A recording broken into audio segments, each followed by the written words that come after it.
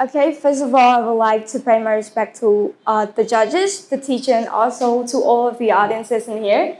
And good evening, my name is Reaksa and I am a student at the Santobo campus and I am now currently studying at level 13A.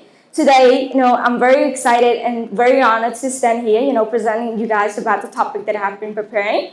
And my topic is basically about a younger generation attitude toward culture. So I'm pretty sure like most of you here would probably know the term, the word of culture already, but I want to specify to those who haven't fully understands to the meaning. So what is culture? Culture is basically like, a concept that, encompass, or we can say that a concept that's surrounded by the social behavior, institutions, and, also uh, social behavior, institution, and also like a norm found in human society, as well as like the knowledge, the belief, the art, the law, the costume, capability, and also like a habit of the individual in this group. And culture is often, originated or, attributed from a specific region or location. And as a Gen Z myself, I think, culture playing a central role in, promoting sustainable social and promoting sustainable social and also, and also promoting social, sustainable, social to for younger generation. And when I mention Gen Z, it doesn't mean like Gen Z only. It also like included with Gen Alpha too. And if you do not know like from what year does this generation started, so basically Gen Z started in 1996 to 2012, and Gen Alpha is basically started from 2013 to 2025. And you may ask us like, how does like youth nowadays like respond to culture? In what way does it influence youth behavior? Does it like um, give a negative or a positive effect to the youth nowadays? And today I want to point out three main points that gave both negative and positive effect on youth behavior.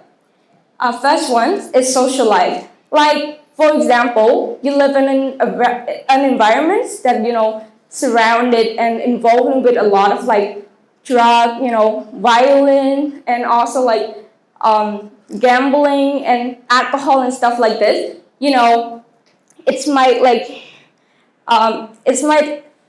influence you to like do the same thing.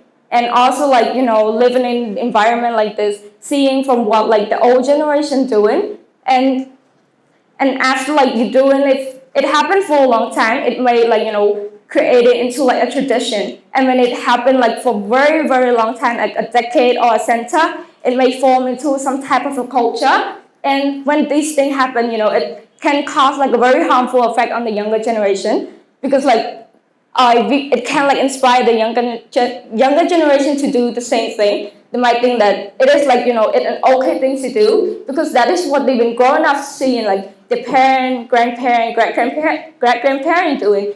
So they might think that do such an act is an okay thing to do, and if it continues to keep if this type of act continue to keep continue, it's really, can be very dangerous for the younger generation. And the second one is religion. And, like way back before, like the only well-known like religion in Cambodia is like, Buddhism. We don't really know, like, we don't really get involved in much, religion at all. And our old generation, like, they respect and they love our religion so much. And like, the researchers say that like 90% of the population in Cambodia right now is believe in Buddhism and believe in Buddhism, and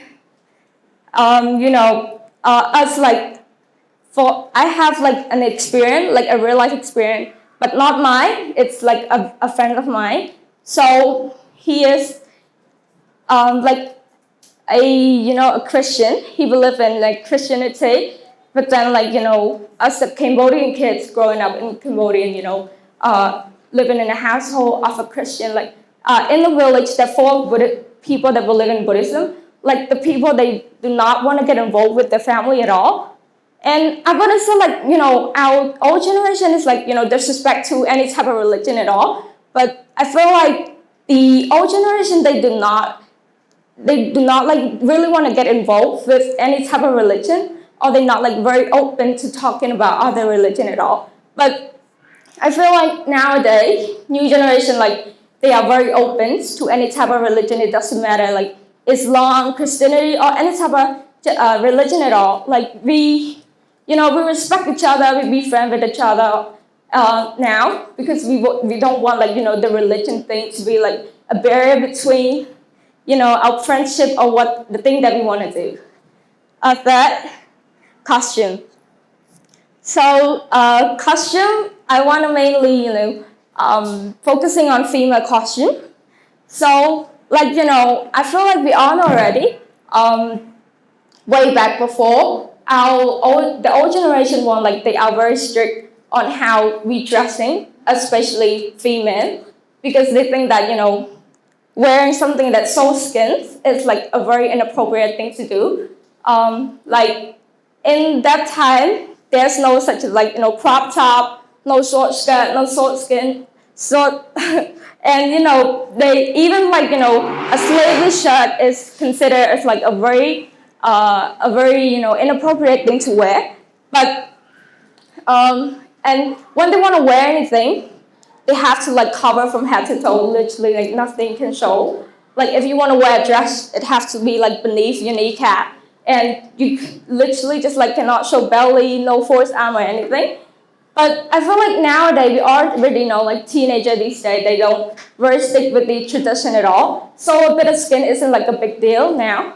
You can just pretty much wear anything that you're comfortable with, like, crop top, a little bit of belly isn't, a big of a deal. And in the conclusion, I want to say that, culture is like, culture is like, they have like a very big power to, transform the entire society, and merge, or we can say like mix together of a sense of identity and belonging to people of all ages. And that is all my presentation. Thank you very much.